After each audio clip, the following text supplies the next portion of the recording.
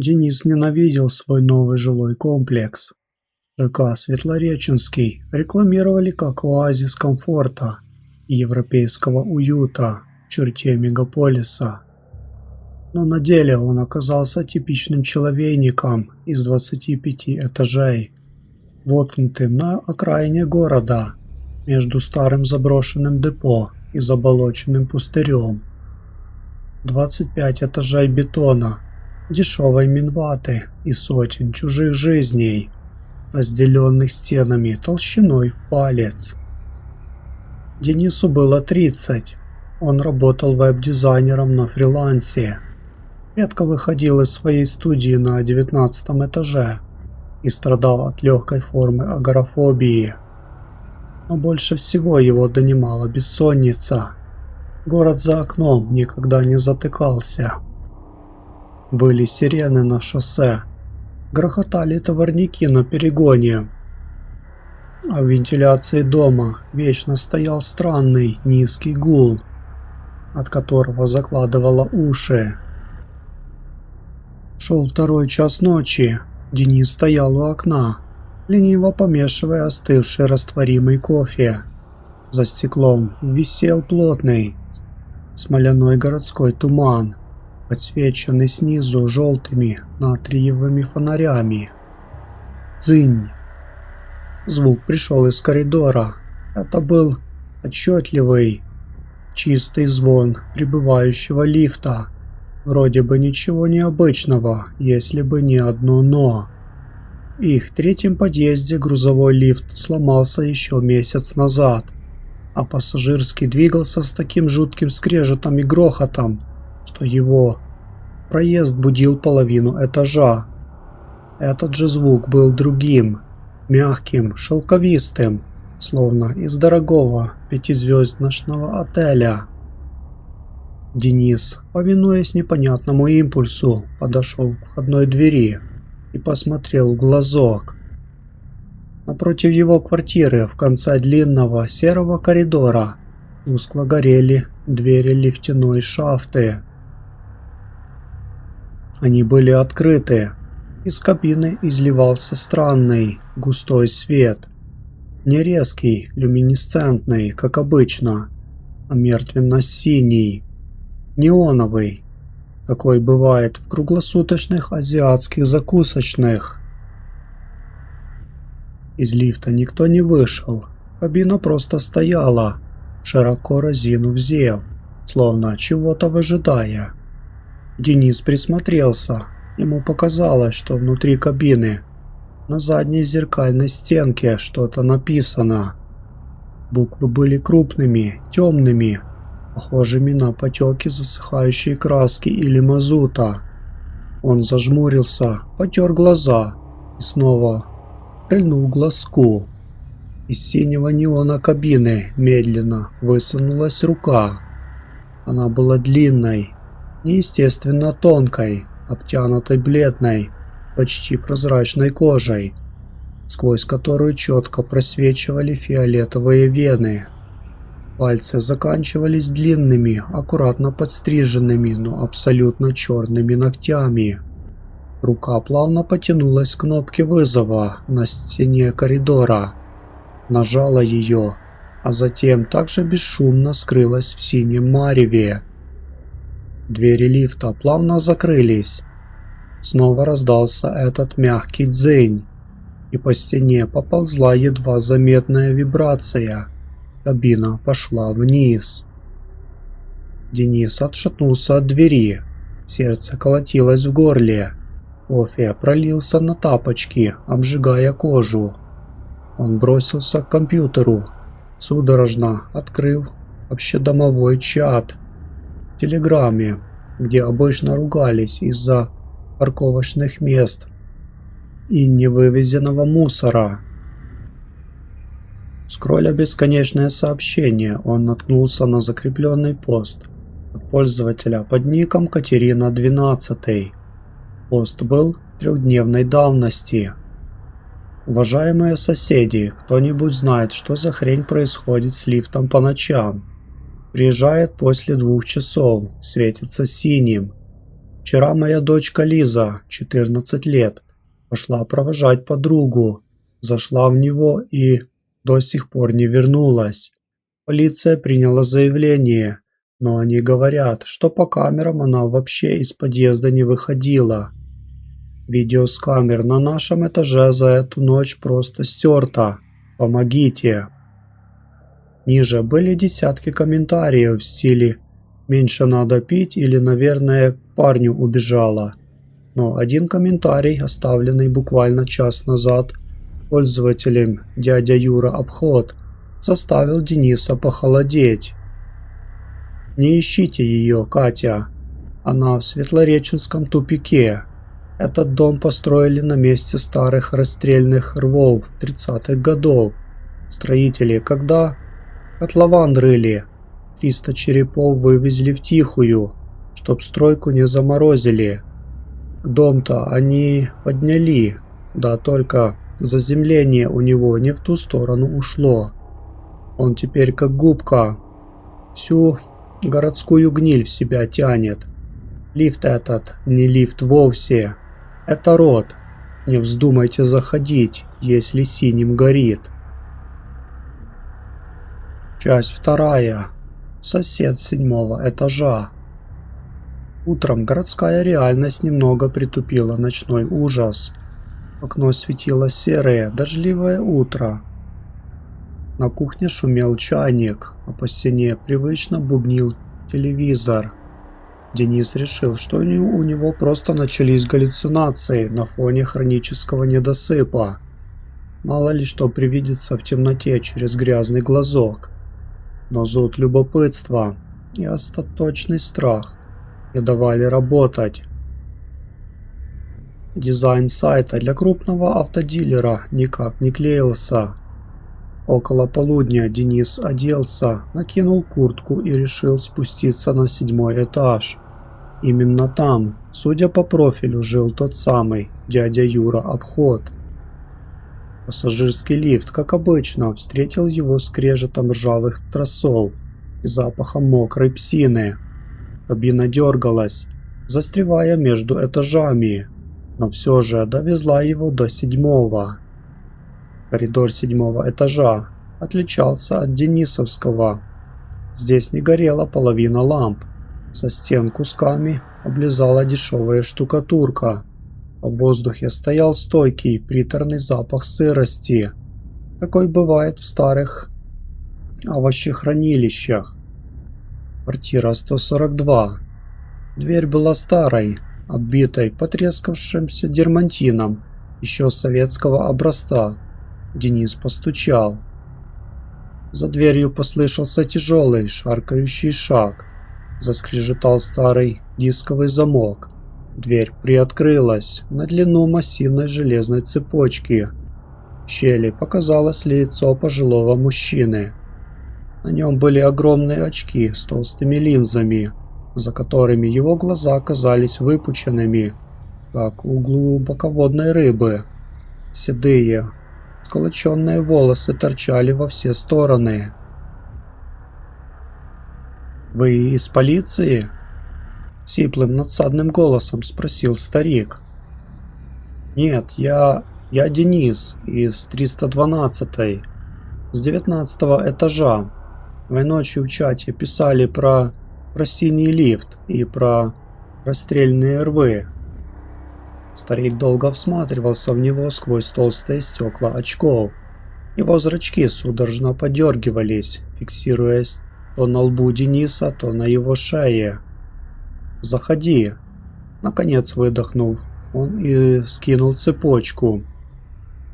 Квартира Юрия Николаевича, как он представился, напоминала склад макулатуры. Все стены от пола до потолка были заставлены стеллажами со старыми чертежами, пожелтевшими газетами и архивными папками. На большом дубовом столе в центре комнаты горела старая настольная лампа, освещая разложенную карту города. «Я 30 лет проработал инженером-геодезистом в Моспроекте», — сказал старик, наливая Денису крепкий, горький чай в щербатую кружку. Когда этот ЖК только проектировали, я криком кричал на совещаниях: нельзя там строить, там не просто рвы, там течет подземная река, Чорторийка. Ее еще в 19 веке кирпичный коллектор заперли, потому что в ней топились через одного. Вода в ней мертвая, парень. А наши застройщики, они пробили коллектор, когда сваи убивали. Теперь эта мертвая вода через бетонные поры вверх поднимается. Но при чем тут лифт? Денис нервно сглотнул. Юрий Николаевич подошел к карте и ткнул пальцем в жирную красную точку, где был обозначен их ЖК. Дом. Это гигантская антенна, понимаешь? 25 этажей стали и бетона, уходящие в небо. А внизу мертвая вода и кости. Возникает резонанс. Город – это ведь тоже живой организм, но он постоянно выделяет шлаки, нечистоты, ненависть, боль, страх тех, кто умирает в больницах, кого убивают в подворотнях. Все это стекает на окраины, и наш дом стал ловушкой для этой дряни. Лифт – это точка перехода. Он ходит не по этажам, он ходит туда. Старик придвинул к Денису пожелтевшую фотографию. На ней был изображен старый довоенный лифт с решетчатыми дверями. Этот лифт из старого здания НКВД на Малой Лубянке. Его демонтировали в 60-х. Знаешь, куда делись механизмы и лебедка? Их списали и привезли на склад-депо, который стоял прямо на месте нашего дома. Наш лифтовой коллектор собрали из этого ржавого хлама. Старые механизмы помнят страх. Они голодные, Денис. Часть 3. Изнанка светлого дома. Денис возвращался к себе на 19-й этаж со смешанными чувствами. С одной стороны, Юрий Николаевич выглядел как типичный сумасшедший конспиролог, пересмотревший РЕН-ТВ. С другой, та длинная бледная рука с черными ногтями, которую Денис видел собственными глазами, никак не укладывалась в рамки нормального мира. Он лег спать рано, в надежде, что сон сотрет этот липкий кошмар. Но сон не пришел. Вместо него в 2 часа ночи дом снова ожил. Вентиляция завыла глубже, трансформируясь в какой-то утробный, вибрирующий стон. Стены квартиры стали холодными на ощупь, а по углам поползли длинные влажные тени, пахнущие болотной тиной и ржавчиной. Дзынь! Этот звук разорвал тишину квартиры, как удар топора. Денис вскочил с кровати, ноги сами понесли его к двери. В глазок он увидел то же самое. Синий, удушливый неон заливал коридор. Но в этот раз двери лифта не просто открылись. Из кабины доносился отчетливый, тихий плач. Женский плач. «Помогите! Кто-нибудь! Мне холодно!» Звал тонкий, сорванный девичий голос. «Лиза!» – пронеслось в голове Дениса. Дочка Катерины с 12-го этажа. Она была там, внутри этого синего ада. Забыл про все предостережения старика. Движимый глупой, самоубийственной жалостью, Денис сорвал с вешалки куртку, схватил ключи и рванул на себя входную дверь. «Лиза, выходи скорее!» – крикнул он, выбегая в коридор. Синий свет ослепил его. Воздух вокруг лифта был густым и вязким, как кисель, и дышать им было невыносимо трудно. Он имел вкус старой крови и озона. Денис подбежал к кабине и заглянул внутрь. Лифта не было. В смысле, не было привычной металлической коробки. За порогом открывалась бесконечная, уходящая вниз и вверх шахта. но ее стены не были из бетона. Они состояли из переплетенных, шевелящихся человеческих тел. Тысячи бледных серых рук, ног, лиц выдавливались из стен, образуя живой, стонущий колодец. И посреди этой бездны, подвешенная на ржавых стальных тросах, которые впивались прямо в ее плечи, висела девочка Лиза. Ее глаза были завязаны грязной тряпкой, а изо рта струился тот самый синий неон. Денис закричал, пытаясь отшатнуться назад, но было поздно. Из живой стены шахты высунулись те самые длинные бледные руки с черными ногтями. Они мертвой хваткой вцепились в его куртку и потащили вперед, за порог. Денис упал на колени, судорожно цепляясь пальцами за линолеум коридора. Линолеум под его ногтями трещал и рвался, оставляя кровавые следы. «Юрий Николаевич, помогите!» В ужасе заорал он, хотя понимал, что старик на 7-м этаже его не услышит. В этот момент двери лифта начали медленно закрываться. Тяжелые стальные створки сходились, готовые перерубить Дениса пополам или навсегда запереть его в этой живой шахте. Вдруг сверху, с потолка коридора, с грохотом рухнула вентиляционная решетка. Из нее вывалился ком черной склизкой грязи, смешанной с человеческими волосами и костями. Эта масса с визгом обрушилась прямо на руки, державшие Дениса. Твари в шахте взвыли, их хватка ослабла, и Денис, собрав последние силы, рванулся назад, выкатываясь в коридор. Стальные двери лифта захлопнулись перед самым его носом. С глухим костяным стуком. Синий свет погас. Коридор снова погрузился в привычный полумрак, нарушаемый лишь миганием одной полудохлой лампочки. Денис лежал на полу, тяжело дыша. Его куртка была разорвана в клочья, а на груди и плечах остались глубокие, сочащиеся черной сукровицей царапины. На полу рядом с ним лежала та самая вентиляционная решетка и кусок старого, проржавевшего насквозь кирпича, на котором было выбито клеймо НКВД 1937. Часть 4. Тупик на карте. Он не вернулся в свою квартиру. Денис понимал, что дом теперь знает о нем. Стены его студии больше не были защитой. Они были ребрами того самого чудовища, которое пыталось его сожрать. С трудом спускаясь по лестнице, к лифту он теперь не подошел бы даже под дулом пистолета. Денис снова добрался до 7-го этажа. Он колотил в дверь 142-й квартиры 5 минут, пока она, наконец, не открылась. Юрий Николаевич посмотрел на растерзанного, окровавленного парня без удивления.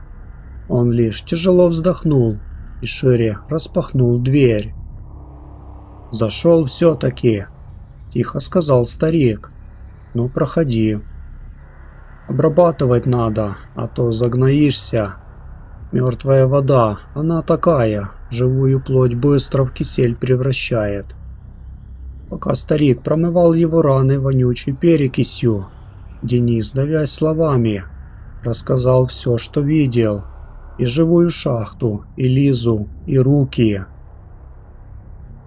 «Дом закрывает петлю», — мрачно произнес Юрий Николаевич, забинтовывая плечо Дениса. Он набрал критическую массу. Ему нужно 25 чистых душ, по одной на каждый этаж, чтобы окончательно зафиксировать тупик. Лиза была 14-й. Ты должен стать 19-м.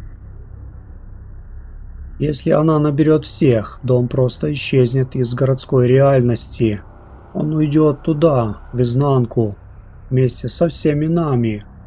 будет стоять такой бетонный монолит посреди вечной тьмы, и люди внутри будут жить, даже не понимая, что они давно мертвые, и их сознание пережевывает черторыйка. И что делать? Должен же быть выход. Денис схватил старика за рукав рубашки.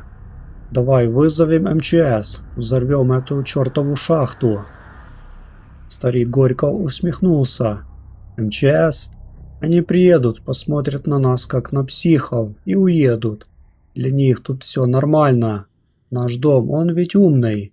Он умеет притворяться. Выход один, парень.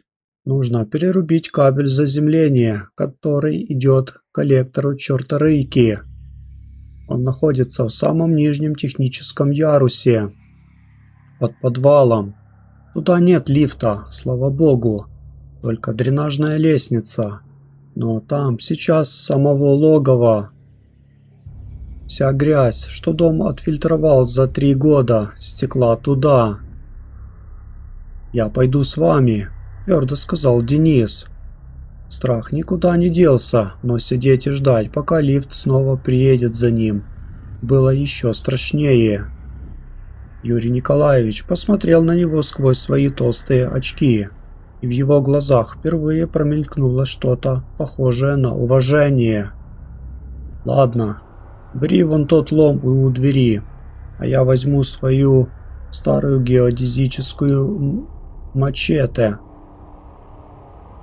Посмотрим, чья сталь крепче, наша или их ржавчина». Часть 5. Подземный хор. Спуск в подвал ЖК Светлореченский напоминал погружение в преисподнюю. Чем ниже они спускались по бетонным ступеням, тем горячее и влажнее становился воздух. На уровне 3-го подвального этажа со стен уже не просто капало, оттуда тонкими струйками текла та самая черная маслянистая грязь. Она пузырилась на полу, издавая тихий, шепчущий звук, словно тысячи невидимых губ шептали проклятия. Юрий Николаевич шел впереди, освещая путь тяжелым шахтерским фонарем. Лучи света выхватывали из темноты гигантские пучки кабелей, которые свисали с потолка, как кишки огромного животного. Некоторые из них шевелились. «Мы близко», – прошептал старик. «За этой дверью дренажный колодец. Там кабельная трасса уходит прямо в пробитый коллектор реки». Они толкнули тяжелую железную дверь. За ней открылся огромный круглый зал. В центре его зиял провал диаметром в 10 метров. Старый кирпичный колодец, построенный еще в позапрошлом веке. Из колодца поднимался густой синий пар, который заполнял все пространство под потолком. Из этого пара к стенам зала тянулись сотни толстых, медных шин заземления.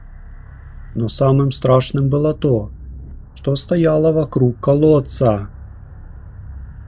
Там, взявшись за руки, стояли люди, соседи. Денис узнал многих. Вот толстая тетя Валя со 2-го этажа, которая вечно ругалась из-за мусоропровода. Вот молодой парень-курьер, пропавший неделю назад. Вот Лиска с 12-го этажа. Их тела были бледными, покрытыми слоем серого ила, а из открытых ртов и глазных впадин струился тот самый синий неон. Они стояли неподвижно, образуя живое кольцо вокруг бездны, и монотонно на одной ноте гудели. Этот гул был в точности похож на тот низкочастотный шум вентиляции, который не давал Денису спать. Это был хор дома. При появлении Дениса и Юрия Николаевича хор резко смолк. Сотни пустых, светящихся синевой глаз одновременно повернулись к вошедшим. «Назад!» – прошептал курьер. Его нижняя челюсть при этом неестественно отвисла. «Дом доволен. Дом растет! Не мешайте нам спать!» Живое кольцо разорвалось, и мертвые соседи медленно, ломая суставы, двинулись на них. «Денис, к главному щиту! Он за колодцем! Руби кабель!» — закричал Юрий Николаевич и вскинул мачете, бросился на перерез толпе. Старик дрался как безумный. Его мачете с глухим хрустом врубалось в гнилую, податливую плоть мертвецов, но их было слишком много. На место одного упавшего вставали трое. Тетя Валя своими жирными серыми руками мертвой хваткой вцепилась в плечо старика, увлекая его к краю колодца. Денис рванулся вправо, перепрыгивая через склизкие кучи грязи. Вот он, главный распределительный щит. Огромный серый ящик, покрытый изнутри каплями конденсата. К нему от колодца шла толстая, шириной в ладонь медная шина. Она буквально вибрировала от происходящего сквозь нее потока мертвой энергии. Денис замахнулся ломом и со всей силы ударил по шине. Сноп зеленых и синих искр брызнул во все стороны, ослепив его. Воздух взорвался грохотом, словно прямо в подвале ударила молния. Дениса отбросило назад. Он сильно ударился головой о бетонную стену, и в глазах потемнело. Сквозь наплывающую темноту он услышал, как живой хор мертвецов превратился в дикий пронзительный визг. Дом над ними задрожал. С потолка посыпались огромные куски бетона, лопались трубы водоснабжения, заливая зал потоками ржавой воды. Денис из последних сил поднялся на четвереньки, дополз до щита и снова поднял лом. Второй удар пришелся точно в стык крепления. Шина с громким металлическим щелчком лопнула.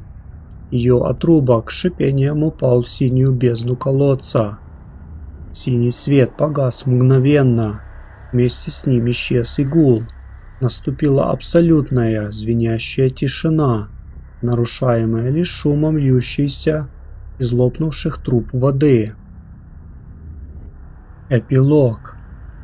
ЖК Светлореченский не исчез. Он остался стоять на окраине города. Обычный серый, слегка облупившийся человейник. Через неделю после тех событий в новостях передали, что в подвале дома произошел крупный гидроудар из-за прорыва подземных грунтовых вод, в результате которого погибли двое жителей. Пожилой инженер-геодезист Юрий Николаевич и местный житель Денис К. Их тела так и не нашли в затопленных нижних ярусах, которые коммунальщики в спешном порядке просто залили бетоном до самого верха, чтобы скрыть масштабы катастрофы. Новые жильцы, въезжающие в Светлореченский, часто хвалят его в социальных сетях. Отличный дом, тихий, лифты работают исправно, никакой вентиляционной вони. И только иногда, в самые глухие дождливые ночи, около 2 часов, пассажирский лифт в 3-м подъезде сам собой спускается на 1-й этаж. Его двери плавно открываются, и изнутри, из темноты неработающей кабины, доносится тихий, едва слышный шепот. 19-й, скоро, будет 19-й. Но в доме больше никто не смотрит в глазки. По ночам все научились крепко спать. Слишком крепко.